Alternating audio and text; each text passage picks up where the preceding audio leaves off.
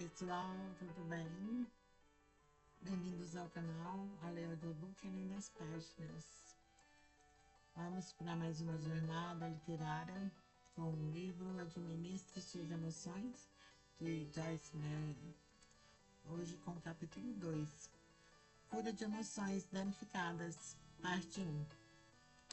A cura de feridas emocionais é um processo, não algo que ocorre de uma só vez ou da noite para o dia. Requer investimento de tempo e obediência diligente aos mandamentos de Deus. Percebo, por experiência própria, que muitas vezes parece que nenhum progresso está sendo feito. Você pode sentir que tem tantos problemas que não está chegando a lugar nenhum, mas você é. Você deve ter em mente que, embora tenha um longo caminho a percorrer, você também percorreu um longo caminho. A solução é agradecer a Deus pelo progresso que você fez até agora e confiar nele para guiá-lo até a vitória final. Um passo de cada vez. Um passo de cada vez. Nas minhas apresentações orais sobre esse assunto, gosto de segurar vários cadarços de cores diferentes amarrados com um nó. Digo ao meu público: este é você quando inicia o processo de transformação com Deus. Você está todo amarrado. Cada nó representa um problema diferente em sua vida. Desembaraçar esses nós e endireitar esses problemas vai levar um tempo, um pouco de tempo e esforço. Então, não desanime se isso não acontecer de uma vez.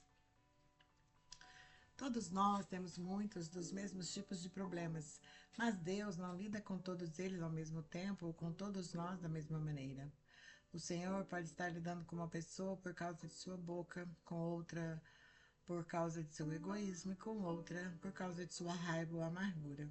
Se você deseja receber a cura emocional de Deus e entrar em uma área de plenitude, você deve perceber que a cura é um processo e permitir que o Senhor lide com você, com seus problemas, da sua própria maneira e no seu próprio tempo.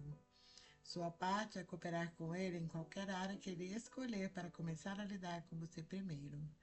Você pode querer trabalhar em uma coisa e Deus pode querer começar com outra. Se você seguir sua própria agenda, logo aprenderá que não há unção para esse problema. A graça de Deus não existe para libertar o fora do seu tempo. Digo às pessoas em meus seminários: ser convencido pela mensagem que você ouve nesta reunião não significa que você deva sair e estabelecer algum tipo de plano de 10 pontos para lidar com essa situação. Primeiro, você deve orar e pedir a Deus para começar a trabalhar nessa área da sua vida.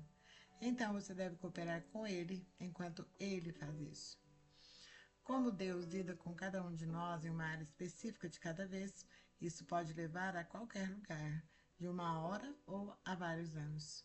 No meu caso, o Senhor tratou comigo durante o ano inteiro para me fazer entender que Ele me ama. Eu nunca esquecerei.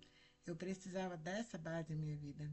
Eu precisava desesperadamente saber o quanto Deus me amava pessoalmente. Não apenas quando eu fazia o que achava que deveria fazer, mas o tempo todo. Se eu merecia seu amor ou não. Eu precisava saber que Deus me amava incondicionalmente e que seu amor não era algo que eu poderia comprar com obras ou bom comportamento. Como parte do processo, comecei a me levantar todas as manhãs dizendo: Deus me ama. Mesmo quando fazia algo errado, eu dizia: Deus me ama. Quando eu tinha provações ou problemas, eu dizia repetidamente: Deus me ama. Cada vez que Satanás tentava roubar a minha certeza desse amor, eu dizia repetidamente: Deus me ama, Ele me ama. Eu lia livros sobre o amor incondicional e interminável de Deus. Eu insisti nisso continuamente até ter aquela verdade fundamental firmemente incrustada em minha mente e coração. Deus me ama. Através do processo de estudo e meditação contínuos nesta área, tornei-me enraizado e alicerçado no amor de Deus, como o apóstolo Paulo encoraja devermos fazer em Efésios 3. Um dos nossos problemas é que na nossa sociedade moderna e instantânea, tendemos a saltar de uma coisa para outra.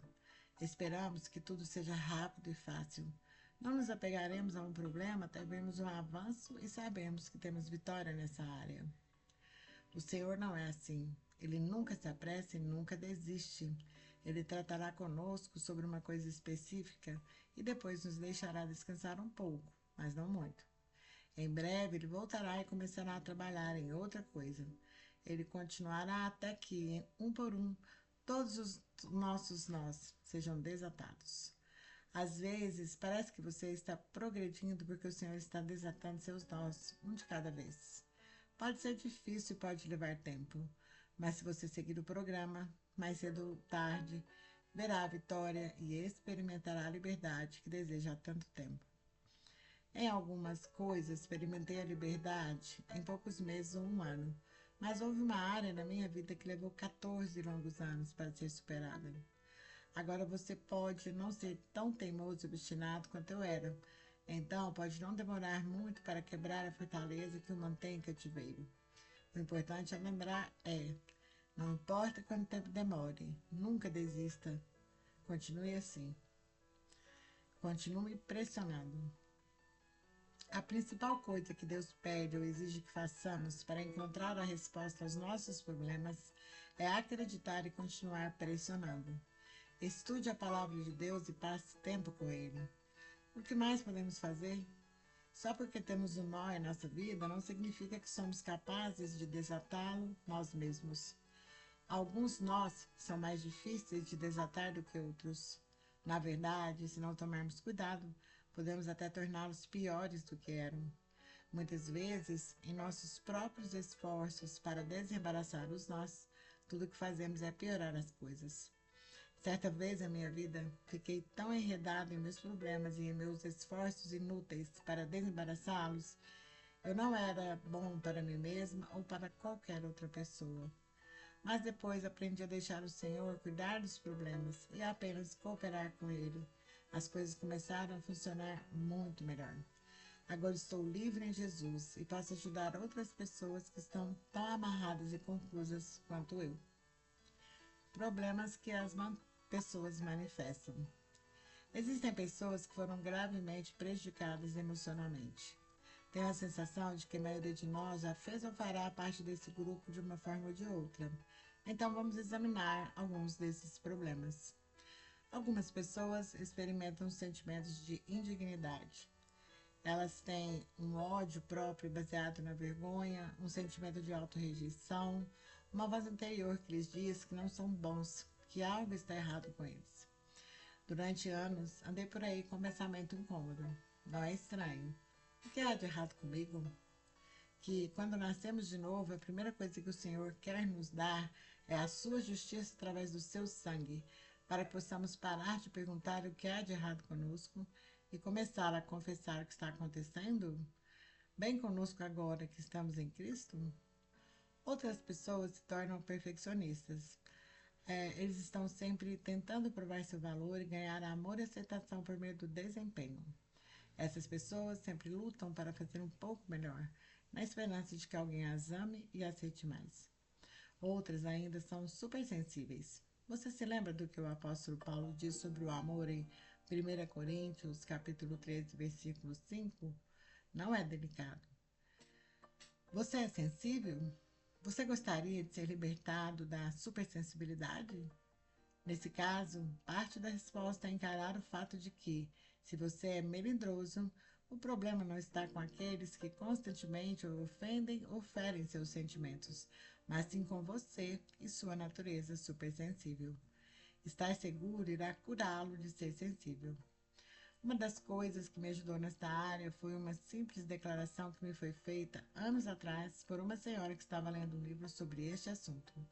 Ela me disse: Sabe, o livro que estou lendo diz que 95% das vezes em que as pessoas ferem seus sentimentos, elas não têm a intenção de fazê-lo.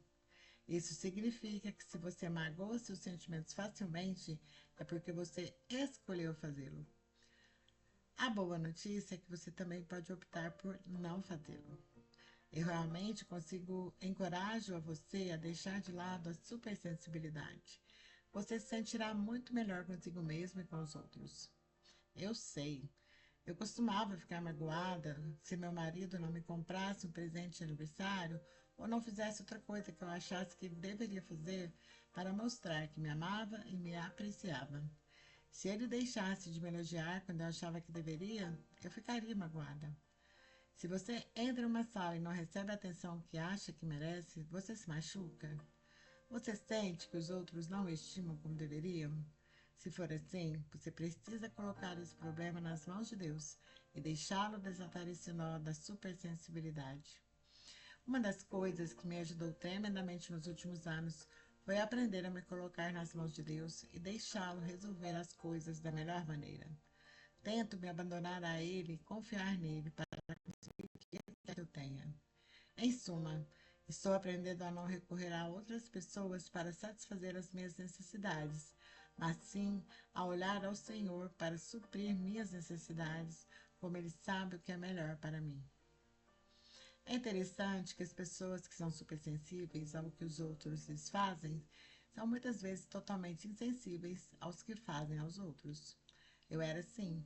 Eu era supersensível e ainda assim difícil de conviver porque era muito insegura. Muitas vezes as pessoas são supersensíveis porque foram feridas no passado e, portanto, suas emoções feridas são facilmente dolorosas. É por isso que eles são tão sensíveis. Eu era assim, como muitas pessoas, por não ter percebido o amor de que precisava durante grande parte da minha vida, continuei tentando fazer com que outras pessoas me fizessem feliz. Quando me casei, me tornei uma sufocadora. Como o amor e o carinho me foram negados, eu tendi a sufocar qualquer um que demonstrasse qualquer carinho ou atenção por mim. Aprendi que no relacionamento conjugal devemos permitir alguma liberdade ao nosso parceiro. Nós devemos nos livrar do medo do homem e desenvolver, em vez disso, um temor reverencial e um temor a Deus. Porque alguns de nós temos um medo tão tremendo do que os outros pensam de nós? A razão é que temos uma autoimagem ruim. Tornamos-nos menos valiosos ou dignos aos olhos de Deus por causa da opinião negativa de alguém sobre nós? Claro que não. Mas nos sentimos menos valiosos e a menos que estejamos seguros de quem somos em Cristo. É a nossa identidade. Pessoas que têm muito medo dos outros são bons candidatos para se submeterem a um espírito controlador. Temos que ter muito cuidado nesta área. Muitas vezes, as pessoas que sofrem de baixa autoestima se deixam controlar por alguém que promete mostrar-lhes amor ou aceitação. Eles se permitem ser manipulados como uma marionete presa a um barbante. Eles têm medo de quebrar a corda porque têm medo de perder a atenção que recebem do controlador. Eles temem a solidão. Depois, há aqueles que, por causa de mágoas emocionais, tornam-se controladores e próprios manipuladores. Eu era um deles. Quando me casei, por causa das mágoas do passado, tive muita dificuldade em me submeter ao meu marido no Senhor, como a Bíblia ensina. Efésios, capítulo 5, versículo 22 e Colossenses, capítulo 3, versículo 18. Eu tinha medo de que, se me submetesse a ele e permitisse que ele exercesse qualquer controle sobre mim, ele me machucasse. Dave continuou me dizendo: Joyce, eu não vou te machucar, você não entende que eu te amo e que as decisões que tomo são melhores para você? Deus me deu esse trabalho. Mas não consegui ver isso por muito tempo. Não consegui imaginar ninguém que se importasse o suficiente comigo para tomar decisões que me beneficiassem de alguma forma. Achei que se permitisse que alguém exercesse algum grau de controle sobre minha vida, ele se aproveitaria de mim e faria o que fosse melhor para ele, não para mim. Há pessoas que farão isso, mas Dave não era uma delas. Deus está nos pedindo para confiarmos nele e acreditarmos que se as pessoas nos tratarem injustamente, ele nos justificará. Quando fomos magoados no passado, tendemos a arrastar nossas feridas para nossos novos relacionamentos. Uma das coisas que Deus quer fazer por nós é ajudar-nos a aprender a funcionar nos novos relacionamentos que desenvolvemos, em vez de arruiná-los por causa das experiências ruins que tivemos no passado.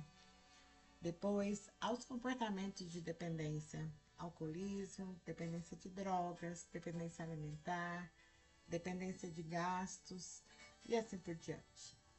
Se você sofre de algum desses tipos de doenças emocionais, Deus quer curá-lo. Ele quer curá-lo de um sentimento de indignidade, da vergonha, do ódio e da autorrejeição, dos comportamentos viciantes, da supersensibilidade e do medo do trabalho de ser um perfeccionista, sempre tentando agradar a Deus. Certa vez o Senhor me disse: Joyce, não sou tão difícil de agradar quanto as pessoas pensam que sou. Deus não exige que você e eu sejamos perfeitos. Se pudéssemos ser perfeitos, não seriam necessários para que Deus enviasse Jesus, o sacrifício perfeito por nós. Deus tem a maravilhosa capacidade de nos amar em meio às nossas imperfeições. Ele quer nos curar de nossos medos, fraquezas e vícios emocionais. Mas para que Ele faça isso, devemos estar dispostos a ser ajudados. Esteja disposto a receber ajuda. Eu sou o caminho. João capítulo 14, versículo 6. Muitas pessoas estão sofrendo muito e clamando por ajuda. O problema é, eles não estão dispostos a receber a ajuda que precisam de Deus. A verdade é que não importa o quanto queiramos ou precisamos de ajuda, nunca receberemos até que estejamos dispostos a fazer as coisas do jeito de Deus. É incrível quantas vezes queremos ajuda, mas queremos que Deus faça do nosso jeito. Deus quer que façamos do jeito dele. Em João, capítulo 14, versículo 6, Jesus disse: Eu sou o caminho. Recebi uma compreensão muito boa a respeito dessa verdade enquanto preparava essa mensagem.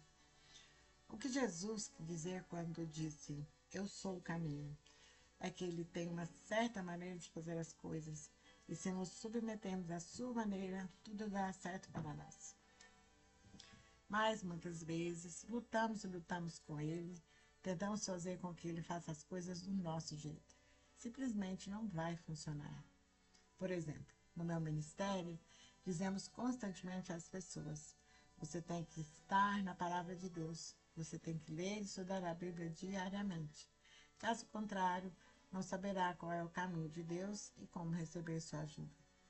Quantas vezes as pessoas ficaram na minha frente no altar e me contaram todos os tipos de coisas terríveis que estão acontecendo em suas vidas e o quanto elas estão sofrendo. E eu quero ajudá-las, mas elas se recusam terminantemente a fazer o que querem. São instruídos a fazer para receber a ajuda de que necessitam. Eu pergunto a elas: você está na palavra? Bem, na verdade, não. Você vai à igreja? Não, nem sempre chego lá. Com que frequência você vai a reuniões espirituais como esta? De vez em quando, talvez uma vez por ano. Você ouve fitas de ensino? Oh, eu tenho 4 ou 5, mas nunca as ouvi. Nem sempre é assim, mas geralmente é apenas uma situação de acerto ou erro. A questão é que muitas vezes as pessoas tentam encontrar outra maneira de obter ajuda, em vez de fazerem as coisas à maneira de Deus. A Bíblia ensina claramente que se aprendermos e agirmos de acordo com a palavra, Deus abençoará as nossas vidas. Deixe-me lhe dar um exemplo. A Bíblia ensina que devemos viver em harmonia e paz com os outros e perdoar aqueles que nos fizeram mal. Se nos recusarmos a fazer isso, que esperança temos de receber o que precisamos? Se não fizermos o que podemos fazer, então Deus não fará o que não podemos fazer. Se fizermos o que podemos fazer, Deus fará o que não podemos fazer. É simples assim. Entendo que uma das razões pelas quais nem sempre fazemos o que a palavra de Deus nos manda fazer é porque às vezes é difícil agir de acordo com a palavra, em vez de agir de acordo com os nossos sentimentos. Lembro-me de como foi difícil para mim a primeira vez que o Senhor me disse que eu deveria ir até meu marido e pedir-lhe desculpas por ter me rebelado contra ele. Achei que ele ia morrer na hora. Minha carne gritou, vociferou e delirou. Devido à forma como fui maltratada na minha juventude, tive dificuldade em me submeter a qualquer pessoa, especialmente aos homens. Achei que, como finalmente tinha algum controle sobre minha vida, não iria dobrar os joelhos diante de ninguém. Eu não pretendia mostrar o que era, pelo menos para mim, um sinal de fraqueza. Agora percebo que o Senhor estava me pedindo para mostrar mansidão, força sob controle e não fraqueza, submissão à dominação. O mundo diz-nos-á que se nos humilharmos, pedirmos desculpa pelos nossos erros e fizermos as coisas necessárias para a paz, estaremos a ser fracos e a deixar os outros pisarem em nós. Mas Deus diz que é mansidão e não fraqueza. Sempre que Deus procura alguém para usar, Ele sempre procura uma pessoa mansa. Somente uma pessoa mansa obedecerá consistentemente a Deus. A Bíblia diz que Moisés era o homem mais manso da face da terra quando Deus o chamou para fazer o trabalho que ele havia reservado para ele. Números capítulo 12, versículo 3. Tudo que temos que fazer hoje é o que Moisés teve que fazer: obedecer. Obedeça a palavra. Mas sejam praticantes da palavra. Obedeçam a mensagem e não apenas ouvintes dela, traindo-se ao engano pelo raciocínio contrário à verdade. Tiago, capítulo 1, 22, versículo 22. Lembro-me de uma mulher que participou de um dos meus seminários. Ela tinha muitas feridas emocionais que a deixaram insegura e com medo. Ela queria desesperadamente ser livre, mas nada parecia funcionar para ela. Na conclusão do seminário, ela me disse que agora entendia, porque nunca havia experimentado o meu progresso. Ela disse: Joyce, sentei-me com um grupo de senhoras que tiveram no passado muitos dos mesmos problemas que eu. Elas também tinham problemas emocionais, mas passo a passo, Deus as libertou. Enquanto eu as ouvia, eu os ouvi dizer: Deus me levou a fazer isso e eu fiz. Depois ele me levou a outra coisa e eu fiz. Percebi, enquanto estava sentado ali, que Deus também me disse para fazer as mesmas coisas que ele lhes disse para fazer. A única diferença é que elas fizeram o que ele disse para fazer, e eu não. Para receber de Deus o que ele nos prometeu em sua palavra, devemos obedecer à palavra. Sim, devemos receber a palavra, mas então devemos nos tornar praticantes da palavra e não apenas ouvintes. Precisamos ir ao estudo bíblico e à igreja para ouvir a palavra, mas também precisamos sair pelo mundo e colocar essa palavra em prática em nossas vidas diárias. Haverá momentos em que não será fácil fazer o que a palavra diz, momentos em que não teremos vontade de fazer o que ela nos diz para fazer. Obedecer à palavra requer consistência e diligência. Não pode ser um sucesso ou um fracasso. Não podemos fazer isso por um tempo para ver se funciona. Deve haver dedicação e compromisso para cumprir a palavra, seja qual for o resultado. Tenho lidado com esse assunto há muito tempo. E acredita em mim quando digo que aqueles que fazem as coisas do jeito de Deus obtêm a vitória. Sim, você pode dizer, mas tenho praticado a palavra há muito tempo e ainda não obtive a vitória. Então faça mais um pouco. Ninguém sabe exatamente quanto tempo levará para a palavra começar a trabalhar em sua vida. Mas garanto que se você persistir, mais cedo ou mais tarde, vai dar certo. O caminho de Deus funciona e não há outra maneira de fazer isso. Eu sei que muitas vezes é uma luta. Continue. Especialmente quando parece que nada está acontecendo. Eu sei que é uma luta. Eu sei que Satanás tenta mantê-lo fora da palavra. E uma vez que você entra na palavra, ele tenta tudo ao seu alcance para mantê-lo. Ele impede você de colocar a palavra em prática em sua vida. Também sei que, uma vez que você começa a colocar a palavra em prática, ele faz tudo o que pode para fazer você pensar que ela não funcionará. É por isso que você deve continuar assim. Peça a ajuda de Deus, dando-lhe o desejo de entrar na sua palavra e fazê-lo. Não importa quão difícil seja ou quanto tempo leva para produzir quaisquer resultados em sua vida. Você quer ficar bem? Havia ali um certo homem que sofria de uma doença profunda e persistente há 38 anos. Quando Jesus o notou ali deitado, indefeso, sabendo que já estava há muito tempo naquela condição, disse-lhe: Queres ficar bom? Você está realmente empenhado em melhorar? João capítulo 5, versículos 5 e 6. Não é uma pergunta incrível para Jesus fazer a este pobre homem que estava doente há muito tempo? 38 longos anos. Você realmente quer ficar bom? Essa é a pergunta do Senhor para você enquanto você lê essas palavras agora. Você realmente quer ficar bem? Você sabia que existem pessoas que realmente não querem ficar boas? Elas só querem falar sobre o problema delas. Você é uma dessas pessoas? Você realmente quer ficar bom ou apenas quer conversar sobre o seu problema? Às vezes as pessoas ficam viciadas em ter um problema. Torna-se sua identidade, sua vida. Define tudo o que eles pensam, dizem e fazem. Todo o seu ser está centrado nisso. Se você tem uma doença profunda e persistente, o Senhor quer que você saiba que Ele não precisa ser o ponto central de toda a sua existência. Ele quer que você confie nele e coopere com Ele, enquanto Ele o conduz à vitória sobre esse problema, um passo de cada vez. Não tente usar seu problema como meio de obter atenção, simpatia ou pena. Quando eu reclamava com meu marido, ele me dizia: Joyce, não vou sentir pena de você. Não estou tentando fazer com que você sinta pena de mim, eu protestava. Sim, você está, ele dizia. E eu não vou fazer isso, porque se eu fizer, você nunca vai superar seus problemas. Isso costumava me deixar tão furiosa que eu poderia ter eu espancado até virar polpa. Ficamos com raiva daqueles que nos dizem a verdade. E a verdade é que antes de podermos ficar bons, devemos realmente querer estar bem, corpo, alma e espírito. Devemos querer o suficiente para estarmos dispostos a ouvir e aceitar a verdade. Deus trabalha de maneira diferente com os indivíduos. Cada um de nós deve aprender a seguir o plano pessoal de Deus para nós.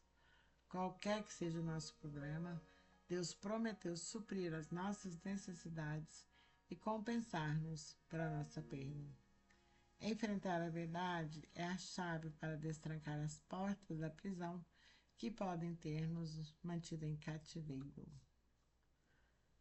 E assim vamos finalizando a metade do capítulo e em breve voltaremos.